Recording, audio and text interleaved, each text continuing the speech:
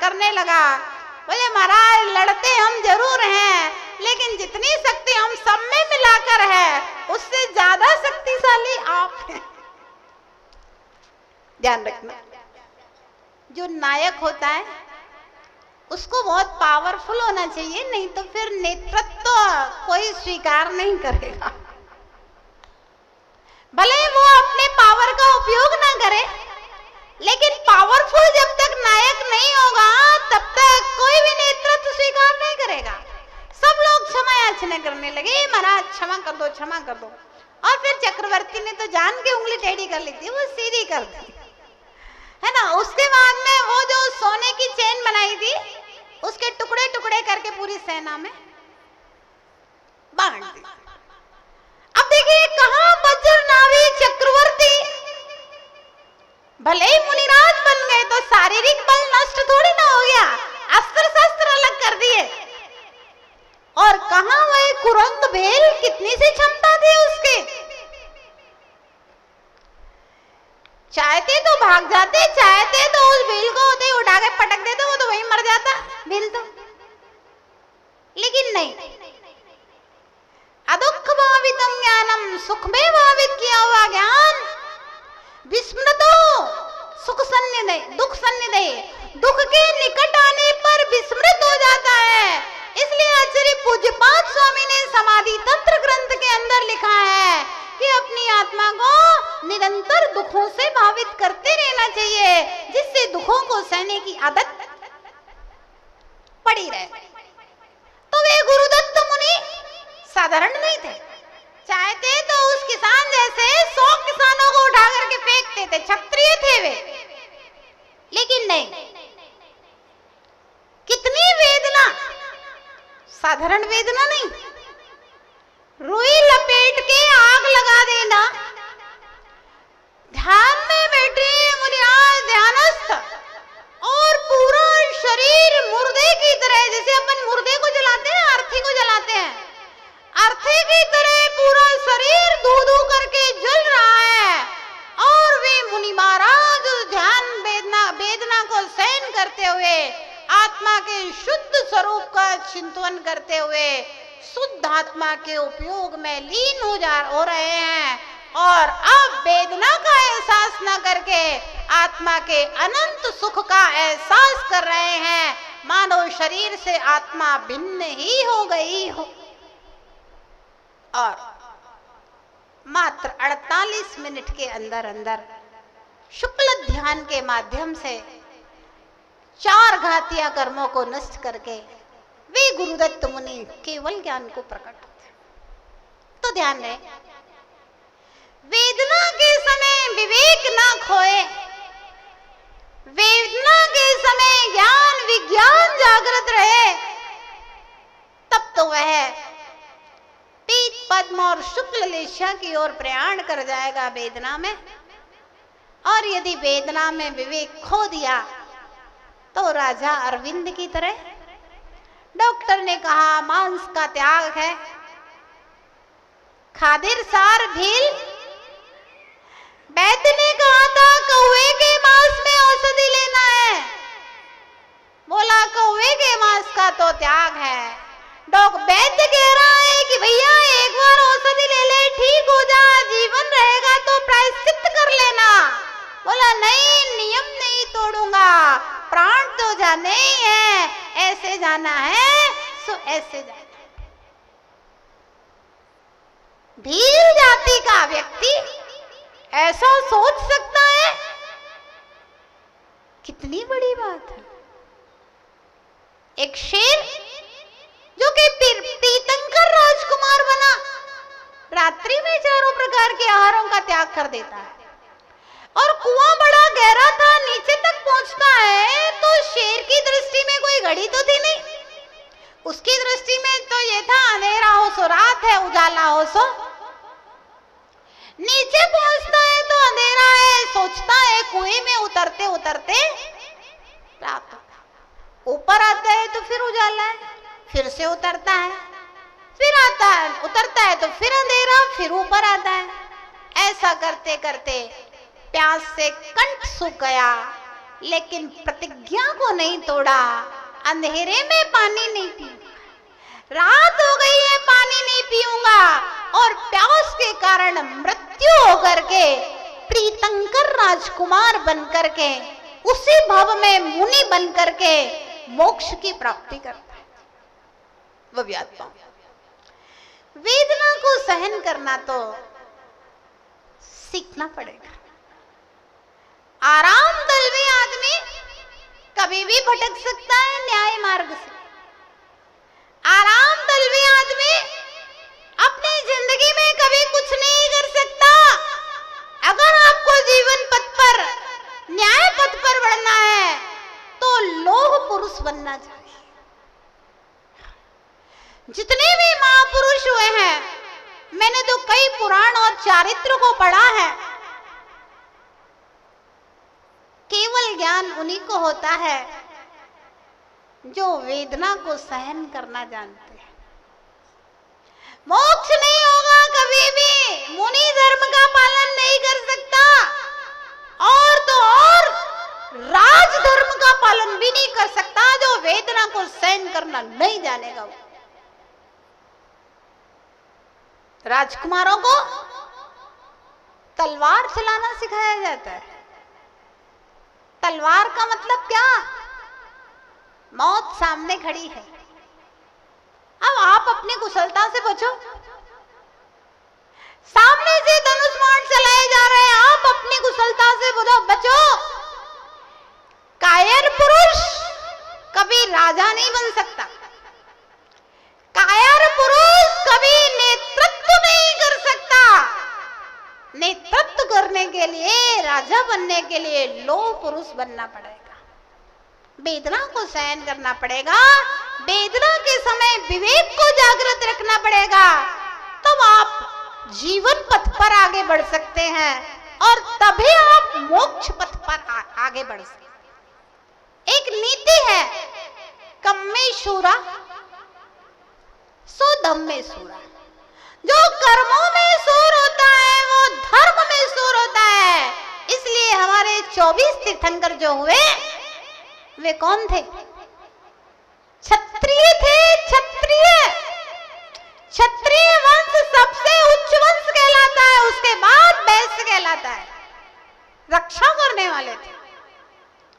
क्षत्रिय ही केवल ज्ञान को प्राप्त हो पाता है, क्योंकि डरपोक होगा वो जंगल में अकेले कैसे पर्वत के ऊपर ध्यान करेगा जहां पर शेर की दहाड़े आ रही हैं, जहां पर अजगर की सांसों की आवाजें आ रही हैं, जहां सांप पुकार रहे हैं, जहां अष्टापद दौड़ रहे हैं, ऐसे स्थान पर बैठ करके कैसे ध्यान लगाएगा कायर व्यक्ति? ध्यान रखना। जिसने रणभूमि में राजाओं का सामना किया होगा, ऐसा क्षत्रिय महापुरुष वह जंगल में अकेला मुनि बन करके शुक्ल ध्यान में लीन हो सकता है। फिर चाहे शेर खाने आए, फिर चाहे अजगर निकल जाए, फिर चाहे कोई तलवार से गर्दन काट दे, तब भी वह ध्यान में लीन रहेगा। या तो केवल ज्ञान को प्राप्त कर लेगा या फिर समाधि को प्राप्त करके ऊंचे से ऊंचे स्वर्ग में जाएगा। दोनों उल्लेख मिलते हैं महापुरुषों के जीवन के। कायर होगा, वेदना को झेलने की क्षमताएं नहीं होंगी तो उठ के भाग जाएगा बन के बैठ ही नहीं पाएगा, और बैठ जाएगा तो उठ के भाग जाएगा, वो तो कुछ नहीं कर पाएगा। इसलिए वेदना को झेलना सीखें, वेदना का प्रतिकार तो करें। बीमार हो जाओ तो डॉक्टर की दवाई लाओ, जो योग्य उपचार है उस उपचार को करें, लेकिन वेदना में क्रूरता को धारण न करें। वेदना में स्वघात और परघात के परिणाम न बनाएं। अगर वेदना में क्रूरता आ जाए, नियम संयम तोड़ने के भाव आ जाए, स्वघात और परघात के परिणाम आ जाए, तो समझ लेना कि ये वेदना मुझे कृष्ण लेस्या की ओर, संक्लिष्ट परिणामों की ओर ले जा रही है। इसलिए भद्रात्माओं, आज के उपदेश का सूत्र यही है कि जीवन में वेदनाओं को सहन करना सीखें, वेदनाओं को सहते हुए हंसना सीखें, वेदनाओं को सहते हुए जीवन पथ पर और रत्नत्रय के पथ पर, नियम संयम साधना के पथ पर आगे बढ़ना सीखें। वेदना में हम अपना विवेक खो करके नियम संयम को न तोड़ें। वेदना में हम त्यागी हुई वस्तु को खाने का प्रयास न करें। वेदना में हमारे द्वारा किसी की हिंसा के परिणाम ना हो जाए, स्वघात परघात ना हो जाए। ऐसे परिणाम यदि वेदना में आ रहे हैं तो तुरंत अपने भावों को बदलना, तुरंत सोचना, ओहो इतना बड़ा मैं साधक, कहाँ अपने नियम संयम को तोड़ करके नरकों में पड़ करके कितनी वेदना सहन करनी पड़ेगी, और यहाँ धर्म साधना के लिए थोड़ी सी वेदना सहन कर लूंगा तो स्वर्गों का वर्णन तो आप तत्वार्थ सूत्र में सुन ही रहे हो। सागरों की आयु के लिए स्वर्गों में भोगने जाना और फिर अंत में मुनि बन करके निर्वाण की सिद्धि हो। इसलिए वेदना में विवेक ना खोएं, वेदना में विवेक को जागृत रखें। जय बोलिए महावीर भगवान की। भव्यात्मा कृष्ण निष्ठा के अंतर्गत इष्ट वियोग,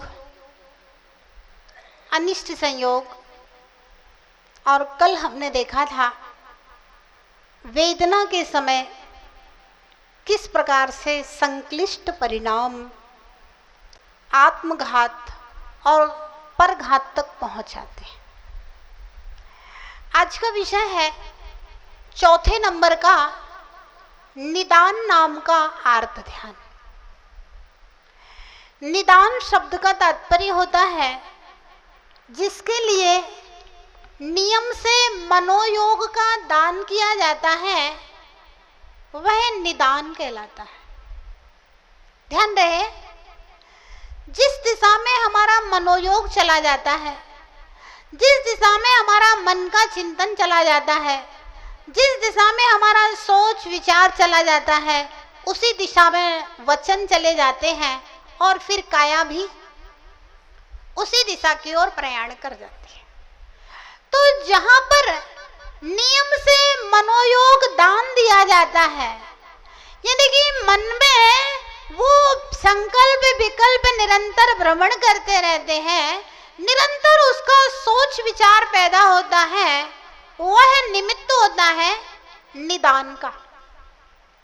ऐसे निदान को आचार्यों ने 3 प्रकार का कहा है। मरणकंडिका ग्रंथ में और भगवती आराधना ग्रंथ में 3 प्रकार का निदान कहा है। प्रशस्त निदान, अप्रशस्त निदान और भोग निदान। प्रशस्त निदान यद्यपि शुभ होता है, लेकिन फिर भी मोक्ष का कारण नहीं होता है। स्वरूप संबोधन आध्यात्मिक और न्याय के ग्रंथ में आचार्य अकलंक देव लिखते हैं, यस्य मोक्षेपि ना कांक्षा सा मोक्ष अधिगच्छति इत युक्तत्वात् हितान्वेषी कांक्षाम ना क्वापि योजयेत्। यस्य मोक्षेपि ना कांक्षा, मोक्ष उसको प्राप्त होता है जिसे मोक्ष की भी आकांक्षा नहीं होती। यस्य मोक्षेपि ना कांक्षा, जिसको मोक्ष की आकांक्षा नहीं होती है, सा मोक्ष अधिगच्छति, उसके लिए मोक्ष की प्राप्ति होती है। इत युक्तत्वात् हितान्वेषी, इसलिए जो अपने हित का अन्वेषण करने वाले हैं, जो अपनी आत्मा के हित को चाहने वाले हैं, वे कांक्षाम न क्वापि योजयेत्, किसी प्रकार की कांक्षा को अपने मन से नहीं जोड़े, अपने मन में किसी भी प्रकार की आकांक्षा न करें।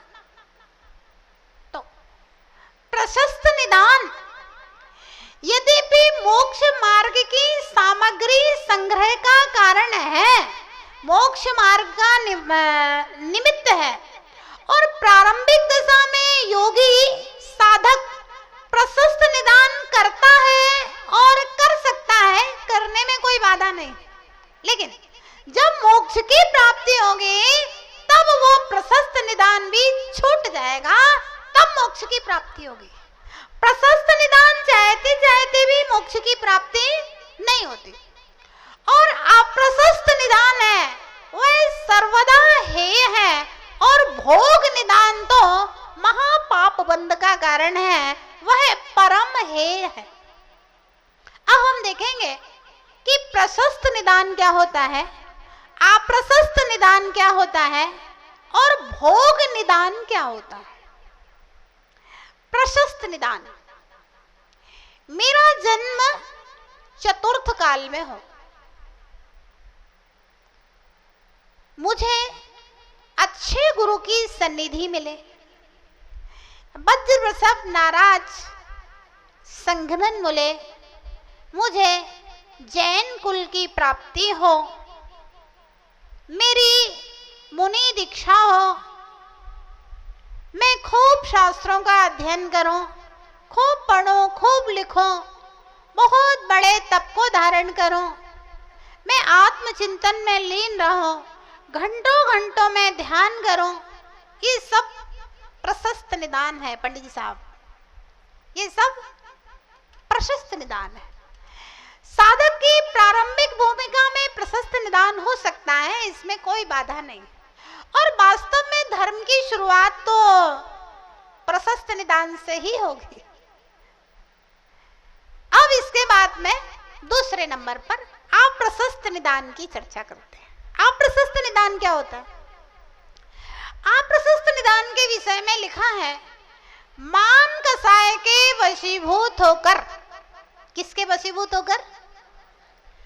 मान कसाय के वशीभूत होकर मैं तीर्थंकर बनो, अरहंत बनो, आचार्य बनो, संघ का नायक बनो, मान कसाय के वशीभूत होकर मेरा ऐसा प्रवचन हो कि सब लोग मेरी बाई बाई करें, बहुत बड़ा पंडाल हो, मेरे पीछे पब्लिक की भीड़ हो।